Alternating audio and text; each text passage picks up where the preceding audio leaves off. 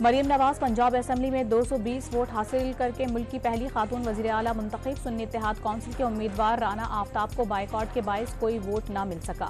نو منتخب وزیر اعلیٰ مریم نواز کا ہر ایک کے لیے دروازے کھلے رکھنے کا اعلان۔ نوجوان کو بلا سود قرض اور کام سے متعلق تربیت فراہم کی جائے گی۔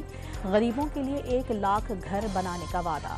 سنی اتحاد کونسل کے وزارت اعلیٰ کے امیدوار رانا آفتاب نے وزیر اعلیٰ پنجاب کا انتخاب جعلی قرار دے دیا۔ نتائج تسلیم کرنے سے انکار۔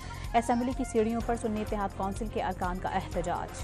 سید مراد علی شاہ مسلسل تیسری بار وزیر اعلیٰ سندھ منتخب۔ پیپلز پارٹی کے امیدوار کو 112 اور MQM پاکستان کے علی خورشیدی کو 36 ووٹ ملے۔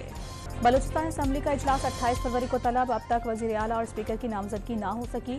حکومت سازی معاہدے کے تحت وزارت اعلیٰ پیپلز پارٹی کو ملے گی۔ اسپیکر کا عہدہ نون لیگ کو ملے گا۔ کراچی میں 3 فروری کو بارش کے دوران نالے میں گر کر جاں بحق شہری کی اہلیہ عدالت پہنچ گئیں۔ KMC پر 3 کروڑ 71 لاکھ روپے ہرجانے کا دعویٰ دائر۔ لاہور میں خاتون کو مشتعل ہجوم سے بچانے والی ASP شربانو نے واقعے کی تفصیلات بتا دیں۔ خاتون کے لباس پر کوئی آیت درج نہیں تھی۔ خاتون پولیس آفیسر کی تصدیق۔ اور معروف بھارتی گلوکار پنکج اداس عدالت کے باعث انتقال کر گئے۔